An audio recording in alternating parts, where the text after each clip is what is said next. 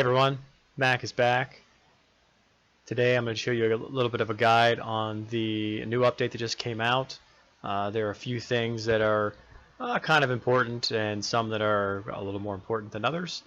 So let's get into it. The first update, part of the update I want to show you is the Desert Horseman. It is a cavalry commander, or cavalry I should say, troop skin, and it takes the S medals. So, or the S, I guess they're medals, yes, take the S medals. So make sure that you, if you're a Cav commander, either frontline or backline, that you are going to want, want the Cav commander. They give you 6% attack, then you get total 9% health, 12% defense, increases the health of all your rally troops. So if you're a rally leader, this is important because you'll get another 6% on your health. And then the gold, when you unlock gold, you get 15% attack, plus another 20% of your rally size expansion. So definitely worth upgrading once you get enough of these S medals, which you can get actually from the honor token, which is a great way to upgrade these troop appearances. The next thing that I wanted to bring your attention to is the customization of the castle skins and the marching skins. So if you're going to the customization screen, you can see here that it's changed. It's a little bit different. So it can kind of tells you about each one on these the exclamation points up here to let you know what is actually going on here. And then you can also talk about your current bonuses and your own bonuses based on what you have, which one is actually selected. So you can go to customize, and when you do that, you can go in here and you'll see all of the exteriors. That's what this little icon is up here. So that's kind of neat, and you can click on each one and it'll tell you over here which is the collection bonus and the active bonus. So the collection bonus is a one that if you own it, it's on all the time, and the active bonus is exactly what it says it is. You have to have the skin on to be able to activate it. You can click this little down arrow, then you have the all exteriors, which you have on now. You have the owned and unowned. So if you want to know the unowned, you can go in here and it'll let you know. Obviously the owned ones, you're going to click in here to be able to add. This is my alt, so you can see that I don't have that many. It's a free-to-play account, so there's not that much in here. Then you can have you have your use and your sell button. So if you have one of these, so if you the one thing I don't like that they didn't include is that, well, actually you can actually click on one of these, and if you own it, like right here is a 3-day one, you click on the 3-day and you could redeem it if I wanted to, and then but you can't sell it unless they had the sold ones. Like I guess you have to, here you go, you could sell it because I have it permanent now. So if I wanted to sell it, well, maybe I can't do that. No, it won't even let me do it. So I guess you can't do that either. So just something that a little bit different. The animation is nice, and they've kind of zoomed out basically on these castle skins, which is very nice. And if you go back here, the marching animation is the exact same thing. You have the 3 options here, and then you can click on the different ones that you want in this area as well. One of the bigger changes that has occurred is that they've added, and as you can even see here, I'm in my wall defense, they've added these little notations down below for each column of battle that you have. So each commander basically controls the column of that battle, or those troops. So there's 1 through 5, which before, if you remember that these different commanders would, you could potentially lose one of them and their abilities in battle if you had them all the exact same. They would only have the 4, because if you clicked on the defense, this here has changed as well. It used to be just these 4 were the where the commanders were fighting. So you only had 4 columns, in essence, and even there are only 4 commanders that could control those columns. And now you have the full 5. They've upgraded that, which is actually a nice little addition. However, there's a little nuances that might be worth noting, and I'm going to get into those. So now looking at the new report that they've come out with, the lineup, the bonus, and the statistics are all basically the same. Except for the battle record, as you see it from over here. So if you look at the battle record, that's where you're going to show each one, and it's neat because you can hover over each. It tells you obviously that I didn't have any infantry in here, I didn't have any bows in here, but I did have the spearmen, and it tells you which each each little group and what what it consists of, which is the elite, royal, and veteran spearmen, and the number as well. And then this is the formation. You can see they even put it up here for you, which is nice to have the spear infantry formation. And then you're fighting against the a cav spear. This was a rebel camp that we attacked. Then it also shows back here your commanders. So basically what is happening here is that Gorel is going to lead this line, this column right here. So he's going to lead these cav and these spear, and each commander is going to do exactly the same thing. Now, one of the changes that has occurred is that, say for instance, this column here, or this of his column dies in battle. So these two right here die, the A1 and the C1. Then you're going to lose his special abilities. So all his abilities will be gone at that point. So which can very easily happen. This is basically deterring people from using just a single troop type. So instead of, if we just attacked with a spear troop type, this is going to go against that, because if something dies, then if say I used, say for instance we had Gorel and A1 died, then you're going to lose Gorel's use his commander ability and his skills. And the big takeaway from this is you want to put your Lord Commander here in the last slot, because that'd be the last one to die. And also, I've kind of think this might work a little better if you actually add bows back here, and you only have to add maybe one bow, because they're the last ones to die. So if you're attacking or being attacked, having your bows in the back will actually keep these commanders doing the damage that they need to do, and you still want to have your Lord Commander here in this the last slot, the 5. And you want to kind of align your commanders with the least effective one here to the most effective one here. So for instance, you probably want Seg first, and that sounds counterintuitive to what I just said. You want your least commander here, but his ability, his 13% bonus, will pop at the very beginning of the battle. So it doesn't matter if he dies 3 seconds in or 4 seconds into the battle, as long as he lives for that first second to be able to pop off to pop off his 13% bonus for those 10 seconds that his attack, defense, and health. That's what you're going to want. So that's why you'd want him here.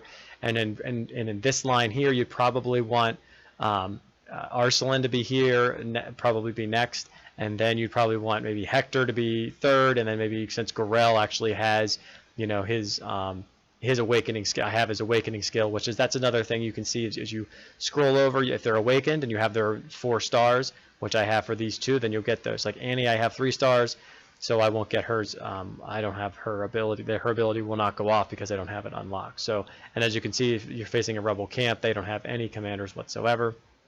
But like I said, I think the key here is basically don't go with one line. Make sure you go with 2 lines of attack. And if you're worried about going one line, like say you still want to just go with one line, put some bows in the back. You only need to put 1 bow back there, because they're not going to get jumbled up with any of your other troops, because they shoot from a range distance. So I think those are very key. And as you kind of look down here, you kind of tell what is happening, what is going on. So the very beginning here, use the dragon reroute skill was used, and then Seg got off the very first second battle. That's why you want to put him in that number 1 slot that we had talked about. And I think that is pretty key to these new alignments. And then here you can show it has the A2, 3, 4, actually 3 twice, and the 5. So these battle ports are a little odd just looking at them. And there you go. There's the the other one killing in number 6 seconds. And see, every second has, it looks, he goes down. Completely going down. You can keep looking, and you can expand these to kind of see who's attacking what. Here, this attack triggered Gorel's, because I'm curious to see what happens when a line dies. I don't have a battle report for that, but as you can see, it comes down here to 37 seconds, and that's when the battle ended. So it kind of shows you that there's, I don't know if this is just 37 seconds in the entire battle, or at that point that was the end, and they just their enemy lineup is annihilated. There you go. So it just tells you after 37 seconds they were annihilated. So the battle might have been up to its 44 seconds or so, something like that. and then it gives you your basic numbers back down here again of what you had. So just again to kind of reiterate what was happening, each one of these commanders has their own column. So when one of those columns dies, the commander loses his ability. So the reason you want to put your Lord Commander down here is because the equipment that's on there, the talents that are on there, the badges, all of that are on that commander. If that commander's first and dies first, I'm not 100% sure on that, but they said that you're going to lose that ability. So that'd be something to note, because if you are down here as your Lord Commander in the first column, and they die first, which that's the way it's supposed to be, then the rest of your army will just be annihilated. It'll be a very, very quick battle, and you'll lose massive amounts. Now, is that going to be the case, or maybe is this going to be something they're going to change? There's just make that just something to make that give you that idea, and it's best to kind of align your commanders that this way, the way that I'm talking about. And another note here is that the layers of flame is actually up, and you have to go into your benefits tab to be able to take a look at that, to be able to do it. So you go into there, you're going to see the icon over here on your left, the layers of flame. You click go, and then there you go into your layers of flame. And if you've never done this event before, basically what you do, you can see here you have 4 choices for the layer entrance, 4 choices for the layer proper, and 2 choices for the layer depths. So basically you have to choose which ones you want in here. So if you want to unlock the sapphire, basically the sapphire dragon, there you go. If you want to try to get some SS medals, they're there for you as well, royal badges. So these are all very rare. I would not recommend, if you're going to do this, not recommend these 2 here unless there's something specific, because you can get the diamonds, you can get the refined rough, but these medals are very expensive. So are the SS medals. So is the dragon, and these royal badges are I would say expensive, but they're something you're going to have to pay for, where these 2 you can get in game as well. So choose the 2 items that you want the most. Maybe you want to unlock some of these commanders or upgrade them, then maybe go for that. And then you go to layer proper, which has some other other items in here as well. The epic general tokens, highly recommend those. They're very difficult to get. You get 100,000 diamonds. You can buy some of the epic tokens or epic general tokens for that. So that's really nice. Honor banners, they're a little bit difficult to get. You can kind of buy them, so that's not bad either. The transnational relocations are nice as well. It just depends on if you're someone who likes to go around and attack and go to other places. I would say that the S medals here probably are not the best. 70 days of speed ups are nice as well. Badge chests, not bad, but again, you don't know really what you're getting. There's 50 days here compared to 70. Get the 70 first. And then your fine rough, you're probably going. I mean, those are nice. I don't want to say go away from this for fine rough, but because they give you the permanent, kind of a permanent bonus. But at the same time, you get those every day, so I wouldn't be too eager to purchase them in this one here.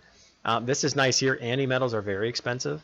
If you want to try to get her, and when you do this, you're actually gonna. They cost you, they cost you 10 black diamonds to be able to get 1.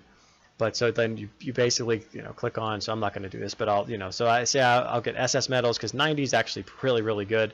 You can get 30 of them for with a discount 700 black diamonds. Where here you can get about these will cost you roughly they're roughly the same. They're very similar in value. So like I'll just click on click those 2, and then go to the second one. Probably here. I'm just guessing, whatever you want to get. The badges, I don't, probably not. Maybe that. I mean, these do give you permanent bonuses, and to get 60 of them's not bad, but the honor ones I think are pretty valuable. And then you come back down here, I think the Annie, and if you're looking for Marjorie as well, they're very expensive. So those are 2 that are very expensive. And, if you don't have your dragon upgraded, again, I mean, we do it. That's a nice to speed it up, but I don't think that's worth it. The A medals, not really worth it either. If you don't have Julian, I would say get Julian too. And then you're looking here maybe about 12,000 diamonds. You're looking for 10 days. I mean, if you're trying to get some troops, maybe something like that. Maybe I'll just go with that. So then I go explore down here. You click on that. You say confirm, and there you have it. You're all ready to go. And the very first one's going to cost you 1, and then it increases. It increases after that, so you don't have to just really depends on how much money you want to spend, but this is a purchase event, so you're going to have to pay to do this one, but this just kind of gives you an idea of what's here. And lastly, what I wanted to talk about was the Lost in Smoke event. So this isn't something new like the Layers of Flame, it's not a new event, but just something I wanted to tack on the end of this video is the kind of some strategy that you have to do here, because you have to go through this entire thing. At the very this map, at the very end, you get some honor banners, which are fantastic, and especially as a free-to-play player, you have to get through this. Like there's no ifs, ands, or buts. You should focus on this. You're going to get 2,000 diamonds, you're going to get 10 of those S medals, and if for a free player, you don't care about the coupon, but those honor banners of 35 is going to be really, really good. So you're going to ask for your helps, and you're going to have to transport after the other. It says 500,000 for this one. Other one's just going to cost you more. And then your expedition, you're going to have to do a lot of expeditions, so make sure you get out there and do those. And then your upgrades. Right now, the Lord of Lords is going on, so this should be very easy to do if you're trying to get those Sabrina medals. There's going to be, like I said, the transport. You're going to have to attack rebel groups that are not elite groups, the non-elite rebel groups. So you're going to have to do those. You're going to have to spend diamonds, so make sure you're spending a lot of diamonds. You're going to have to have your dragon send your dragon out a few times, probably I think it's like 6 times, something like that. So send it out for an hour at a time if you're going to be home. If you're not going to be home, send it out till you think you're going to be back. Maybe it's 6 hours, maybe it's 12 hours, whatever it be. Maybe it's only 3, whatever however long you're going to be away. Send it out for that, and that's what you want to do. You want to just keep going through here as much as you can. Just for a little hint, because you're going to have to do the training grounds. They're going to make you win at the training grounds. So if you go over here to your city affairs, you can see there the training ground challenges. So all you have to do here is complete, and you have to win them is what it says, not just participate. A lot of these will participate. So if you click on the complete now, which I've already completed, it wants me to spend 250 diamonds. I press confirm, and if I press confirm, then I can go back to the complete now, press it again, and then I got 5 more times that I was able to win. So that's just something that you're going to want to do as well. And if they ask you for anything else on there, which I'm not sure if they ask you for the weirwood tree trial, but that's pretty simple to do. Just go do equipment that you need on your commanders. For instance, like right here I have Kravas. I'm trying to get Kravas, I'm sorry, and then get his one of his pieces of equipment. So I would go in here, click on that ring, and then I get 6 of them because they only cost 6, where instead of trying to get medals where they cost twice as much basically. So I would go in there, do that, and then I would have plenty that I would need in that regard. So I hope this video helped you, and until next time, Mac out.